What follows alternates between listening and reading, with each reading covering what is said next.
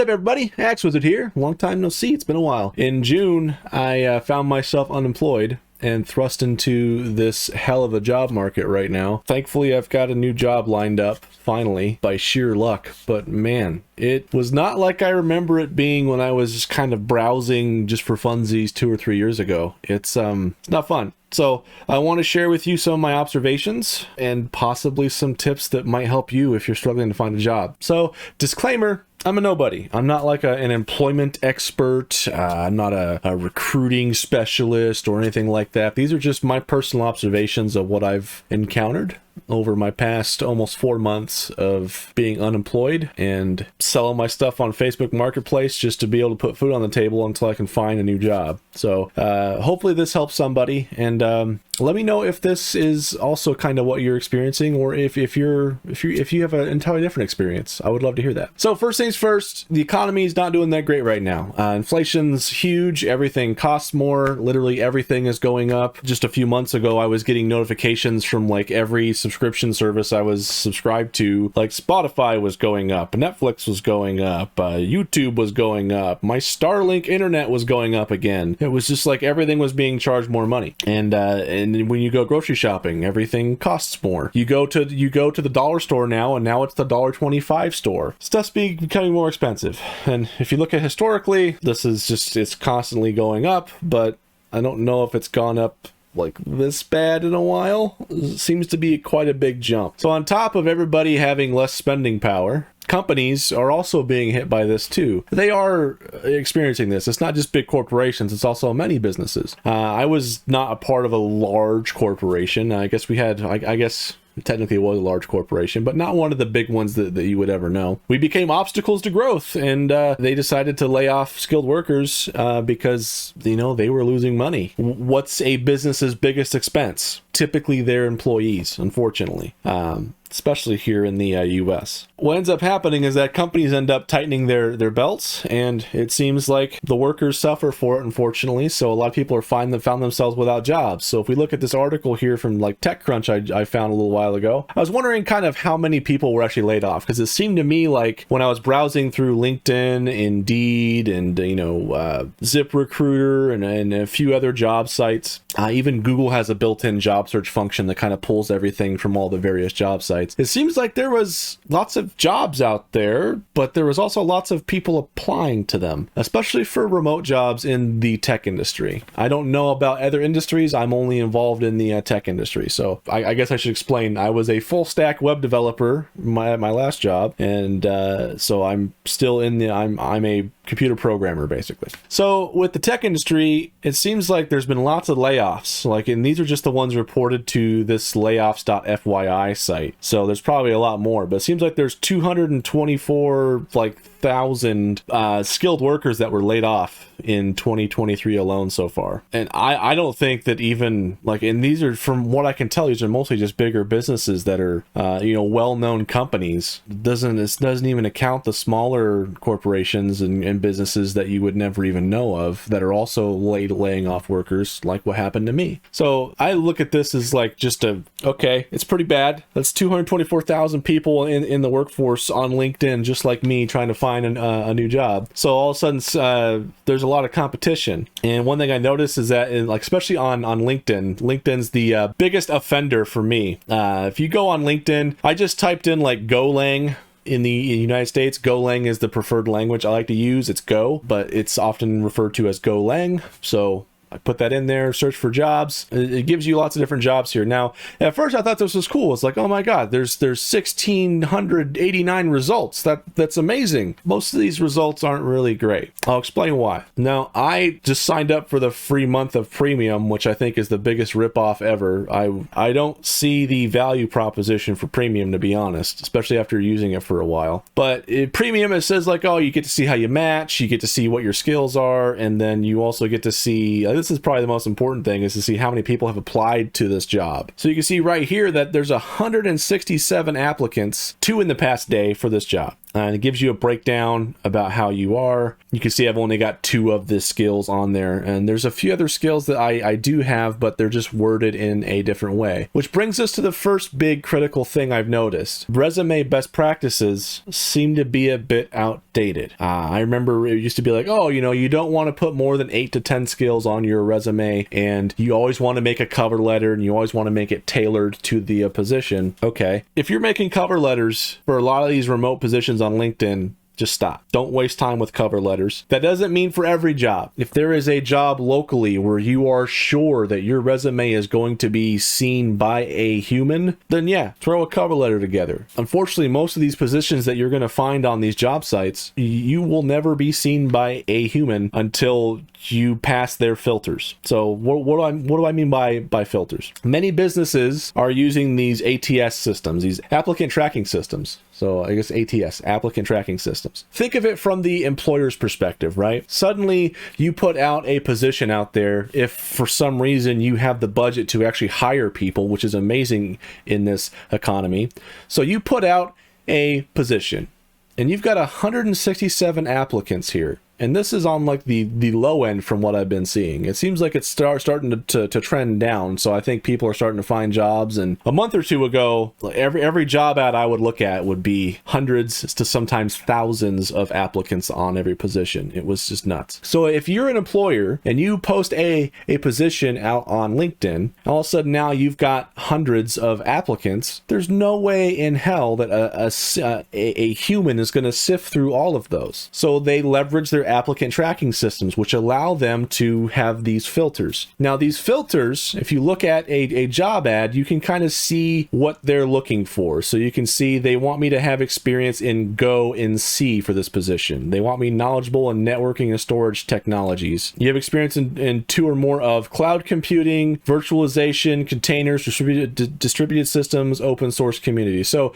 right here on the job ad, they're giving you the desired skills that they are looking for. With these ATSs, they're setting up filters that will parse your resume when you submit it. So that's another key detail. You want to make sure that your resume is clear and easily readable by a computer. So you don't want to use a bunch of fancy fonts or intricate formatting. You just want it to be super basic, to be honest, because it's probably not going to be seen by a human until it's gone through being parsed and screened by a filter through an ATS. So they're telling you what skills they are looking for. And this in this tech industry, especially where there's so many different acronyms for stuff, getting past the filter is usually the biggest challenge. I found that if I can get to where I can speak to somebody, not just a recruiter like a third party middleman trying to wedge in and get a commission on finding me a position, we'll talk about that in a little bit. But if you're talking to an actual hiring manager who has authority to determine, who is going to be hired for this position, if you can usually talk to them, if you can get past that filter and get to where you're on the phone with them to like either schedule an interview or whatever, you're usually way far ahead. Usually. Another big disturbing trend I've seen is that once you make it past the filter, then you've got multiple rounds of interviews. And it used to be like 3 rounds would be max. Like the only time you would see 3-round interviews is for like a high level senior position or an executive position. Now, depending on the size of the company you're applying to, there can be up to like 7 rounds of interviews, which is absolutely stupid. I don't think any company should have that many rounds of interviews. There's just no reason for it. I'm sorry. That's just my perspective from somebody on the other side of the table. I don't know what employers are going through, but if you got 7 rounds of interviews for your hiring process, how much money are you wasting in people's time? Because you have to pay those people, right? You have to pay the people who vet the experience and all that stuff. How much money are you wasting? You might want to look at that as well. So anyway, I'm going off on tangents.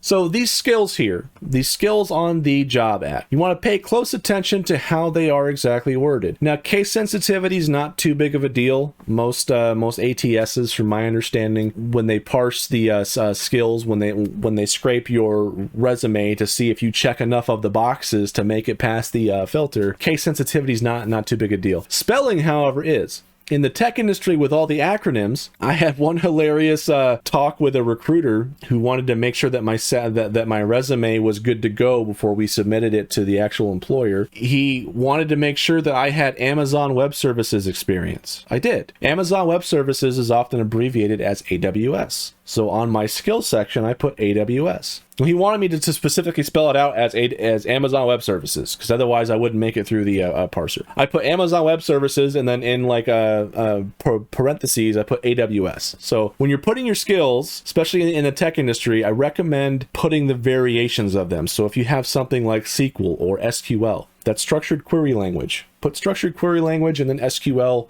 in parentheses, like or a slash or something. Just try to have all the things on there for that one skill, so that you have a higher chance of making it through this damn parser, so you can actually be seen by a human. Now, one thing I've noticed is that even for entry-level positions, because the employers have this large pool of applicants. Say, for example, if on one of the extreme scenarios, right, you post a job ad, you get 1,000 applicants. So you tweak your filter and say you filter out 250. So you still have 750 applicants. That's still too much to go through. So what are you going to do? You're going to tweak your filter even more to look for more skills. So one thing I've noticed is that old resume best practices were like, you never want to put more than 8 to 10 skills on your resume, or else it's going to be super cluttered. Screw that. Put all your skills on there. Like put all the relevant skills on there. Don't put stuff like Microsoft Word, because that's stuff that's pretty common. Like it's basically a given. But if you're like a developer and you have multiple skills in multiple languages, multiple things in the industry, like there were a lot of skills that I didn't even think anything about,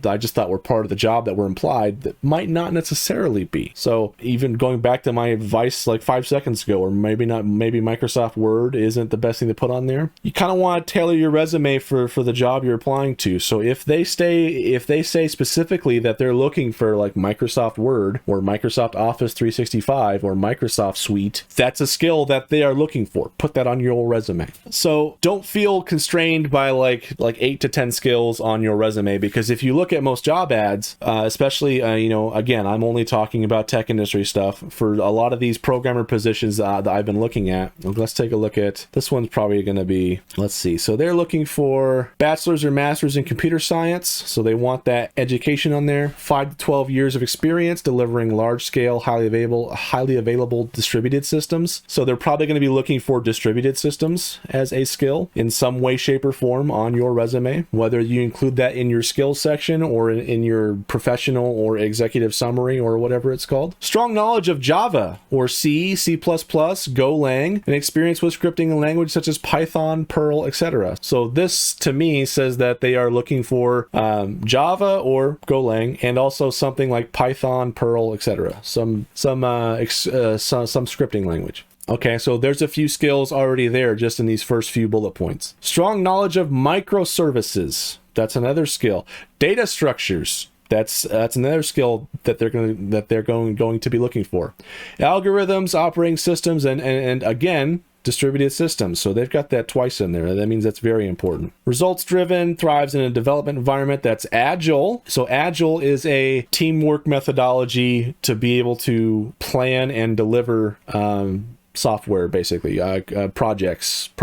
So agile teams are a thing. There's multiple types of agile. So you want to put, what type of agile you've done before if you have. So for example, I have experience doing agile in a Scrum environment and also a Kanban environment. So I can put both of those on my resume to make sure that they are both there, but I still have agile on there. Collaborative and startup mode, even faced with ambiguity. So this stuff is just kind of telling you what they're looking for. You can maybe demonstrate that in your summary section in some way, or in one of the bullet points of your previous work history. You can put that in there somewhere. Excellent written and verbal communication skills with the ability to present complex information clearly and concisely to all audiences. So you want to try to fit that somewhere in there. So this is the experience that they are looking for. So if I was tailoring a resume for this and I check these and if I did check these boxes, I'm a bit short on the experience. I've only got a few years experience doing large-scale, highly available distributed systems. I've got strong knowledge of Golang, but I haven't really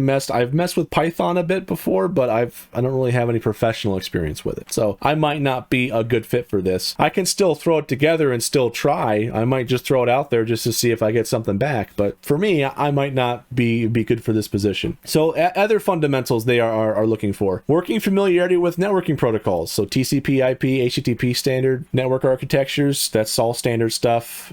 Chances are if you have the bachelor's or master's in computer science, you are already familiar with that. For me, I also had a background in network administration, so I'm no stranger to that stuff as well. And since I'm a full stack web developer, I'm well versed in all that stuff. So no worries for me there on that. Strong understanding of databases, NoSQL systems, storage and distributed persistence. So right here is a big keyword, NoSQL, no SQL. So that's more like a document driven database, not like a standard relational database that's typically SQL, like MySQL or Postgres or Microsoft Access or Microsoft SQL database. They're usually looking for something more like MongoDB or specifically NoSQL. So you might want to put something in there. Since they explicitly state NoSQL here, this is the skill that you want to put on there. Storage and distributed persistence. So this is another keyword, distributed persistence. So that might be important. And of course, Linux and Unix fundamentals. So that's another big thing. So the reason why I'm going through step by step and pointing all these out is because we've already identified 15 to 16 skills that they are looking for this job at. If you don't have those on your resume, you're not going to make it past the filter.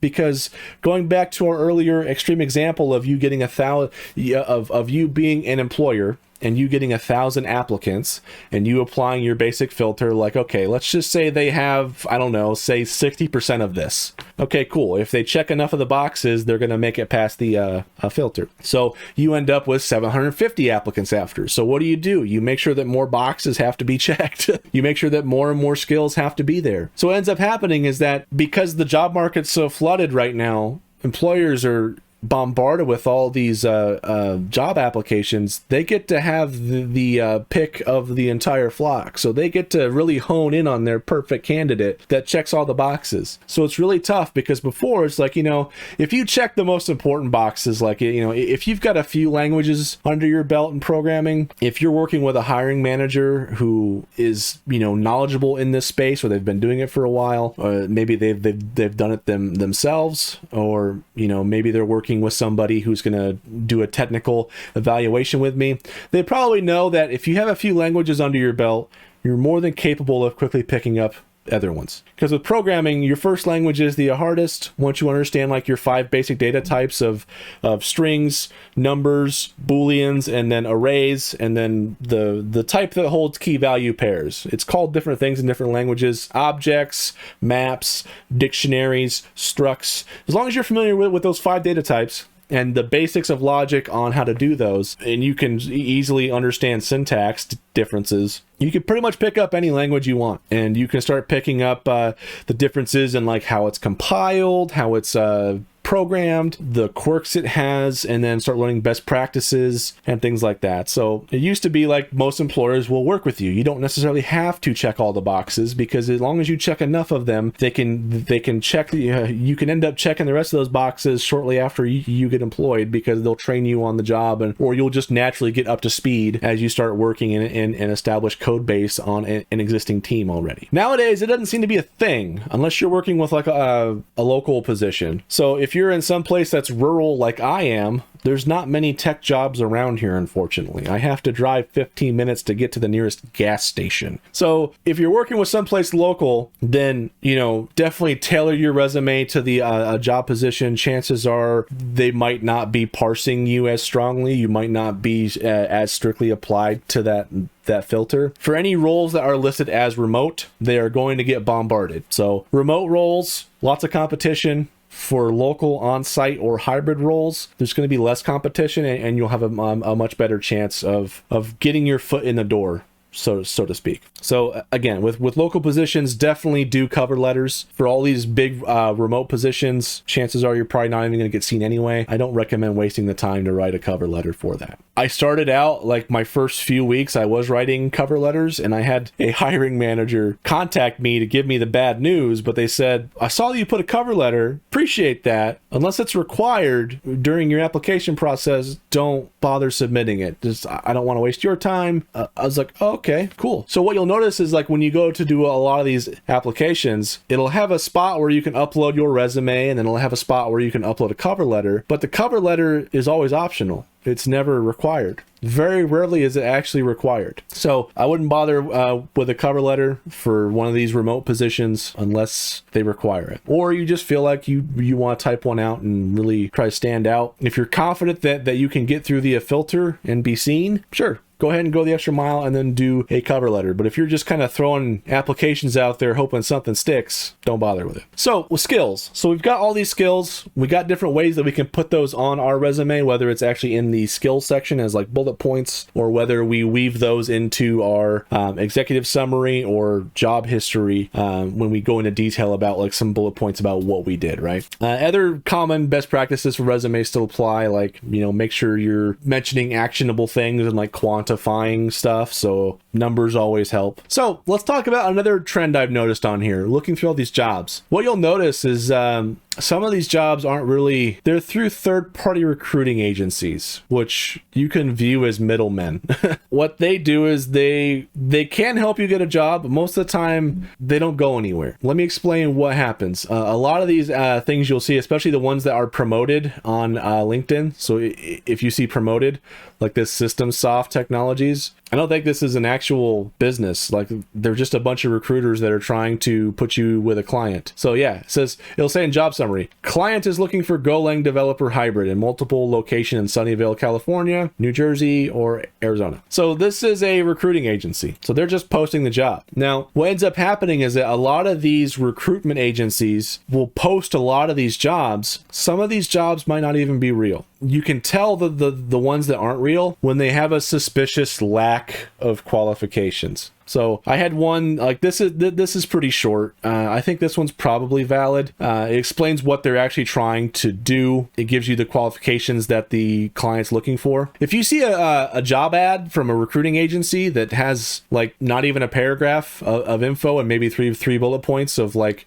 oh, you need to have a bachelor's and then you need to have a year experience in some programming language, that's probably not a real job. Why do those exist? Well, because what these recruiting agencies will do is that they just want you to apply so they can add you to their pool of applicants so that they can go to an employer and say, hey, look, we see that you're recruiting, you're trying to fill some positions. We're a talent acquisition agency. We can help fill those. We have this pool of thousands of skilled workers. We can find people to fill these jobs perfectly. You should work with us. That's their business. So try to avoid recruiting agencies. They, in my experience with the ones I've worked, there's a few good ones. There's a few ones who actually will try, and they're actually they work with companies like big corporations. Like some corporations will actually do their recruiting through this agency, and so they do go through that. But most of these are just freelancers out there, man, just trying to get in, and so they can take a bit.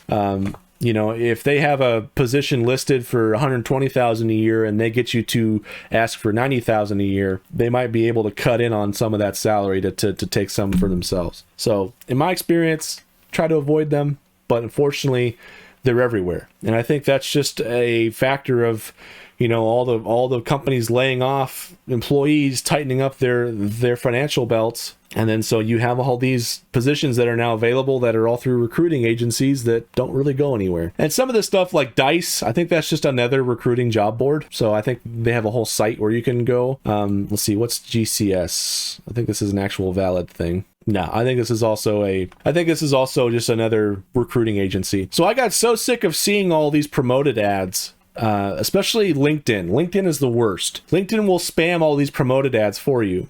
Guess what? Promoted ads get the most content. Well, there's no way to filter out the promoted ads with their settings. So what I did is I got tired of it.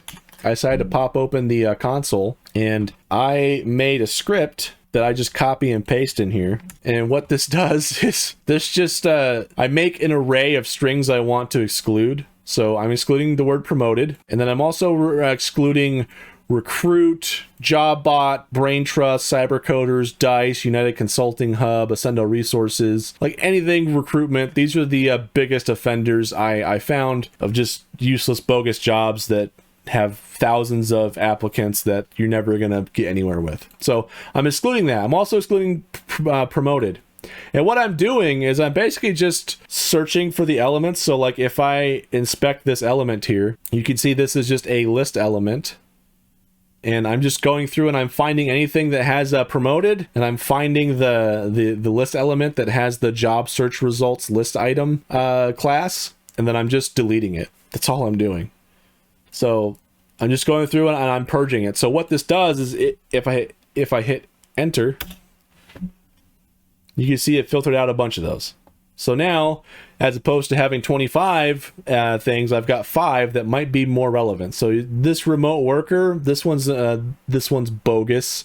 This is another recruiting agency, so I can add this to my strings to exclude if I wanted to.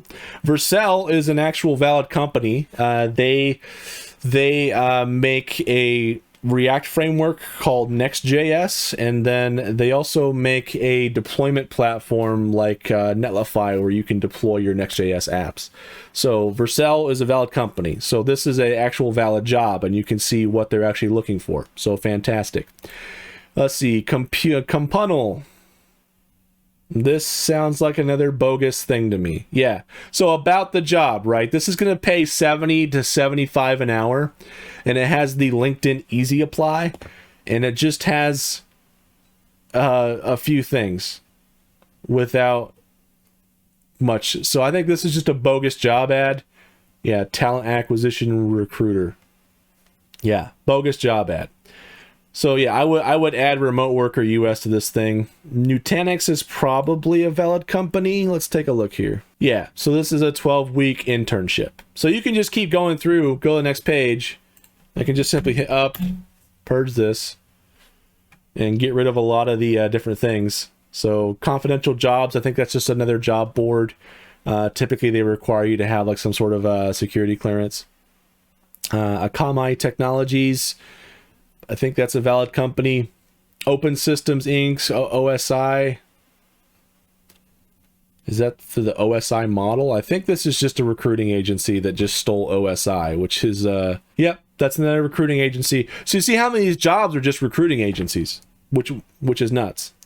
So being able to filter out the ones you want, this is a rough solution I made.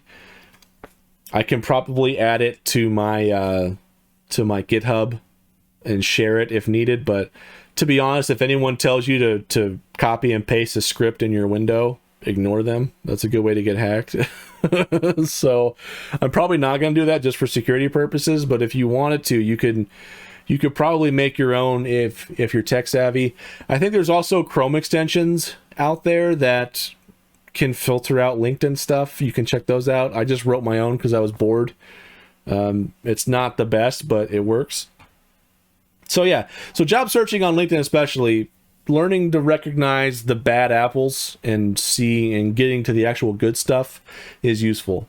If you're trained in a particular skill, not a very common skill, try to find a job board specific to that skill. So for example, I'm very experienced in the language Go. Golang. So if I go to like Golang jobs, if I just Google that, so there's a site called Golang projects. This is a specific job board for this skill. So I'm much likely to find something on here. So there's gonna be less things posted on here, but there's less junk posted.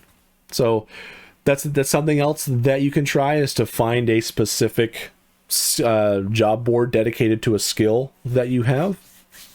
That might also give you better results than just throwing spaghetti at the wall on LinkedIn and hoping something sticks. Last thing I want to cover is scams. So especially when you're actively seeking and you're applying to multiple places, like I've applied to hundreds of positions, if not 1,000 in the last almost 4 months. You get a steady stream of rejection emails. Sometimes you get emails coming in to, possibly schedule interviews. And when you're desperate and looking for a job, but you're very susceptible to scams. So there are fake offer letter scams out there.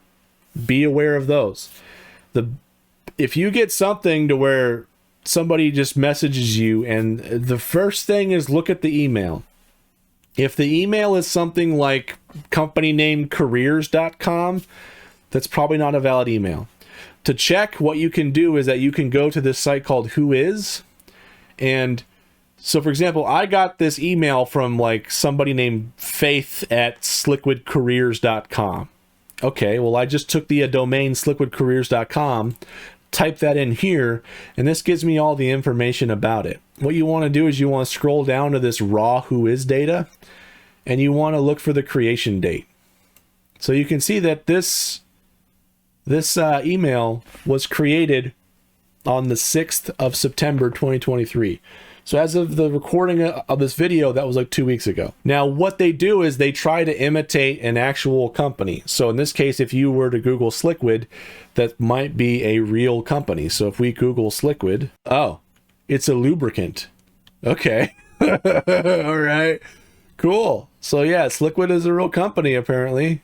Sliquid Natural Intimate Products. Wow. Okay. So if I was going to demonstrate that, but not now. So I'll just do another scam that I found. There was a company called NDS, which was National Data Systems. It was a real company. Well, I got an email from someone named like Paul Morgan from ndssitecareers.com. So if we do ndssitecareers.com and we scroll down, you can see it was created in July 27th. So that was 2 months ago. They're usually just like registering them with like Squarespace and stuff. So they're usually just, they're created recently. And if you go to NDS, so if we go to like National Data Systems, which ndssite.com, which is their actual website, this is a legitimate site. I guess they're a real site. There's not really much on their careers page. Like if you go to contact us, so always try to research it to see if it's a real thing. So I wasn't able to find any career stuff for this. So that's probably why the scammer picked this company, is because they're a legit company. They got something out there. They offer some CRM product. So they're going to make this careers domain for them and act like they're on their behalf. And they're going to keep bombarding you with emails about like, hey, we saw you applied.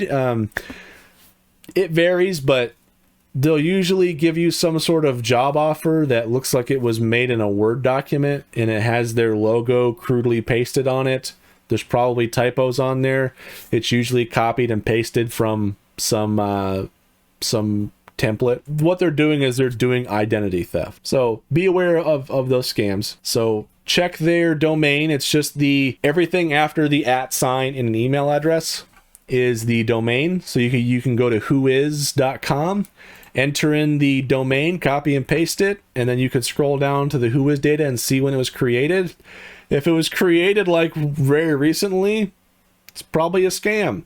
If you're still not sure, try to research the actual company. So NDS Site is the actual real company. ndssitecareers.com is not associated with them at all.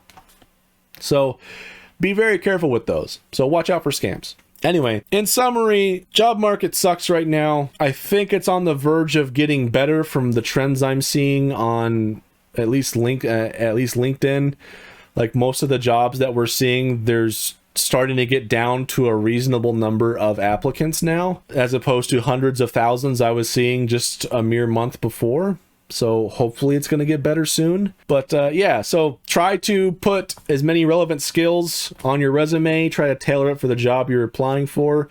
The big thing is to just put the skills in there and put them in however many ways you possibly can. So for example, AWS, Amazon Web Services, you might want to put the specific services, sub-services within that you're skilled in. Well, whatever skills you have, don't feel limited to only having 10. Throw them all on there. You'll have a much higher chance of making it through that damn filtering system. So So that's what I got for you. Not the content I normally make. This is just a one-off video I made, but hopefully it helps somebody. Best advice I can give is what my dad was telling me, where it's like you only need one person to say yes. So keep going until you get someone to just say yes. That's all you need. So don't get discouraged. Keep at it. I think it's going to get better. Yeah. What a time to be alive. Anyway, thank you so much for watching. I appreciate it. I hope this helped. And let me know your thoughts. Let me know your experiences. Does this line up with what you are encountering? Does this help at any way? Is there stuff I missed? Was I wrong on things? Let me know. I would love to hear your thoughts. Anyway, thank you so much for watching. I appreciate it, and I'll see you in whatever video I make next.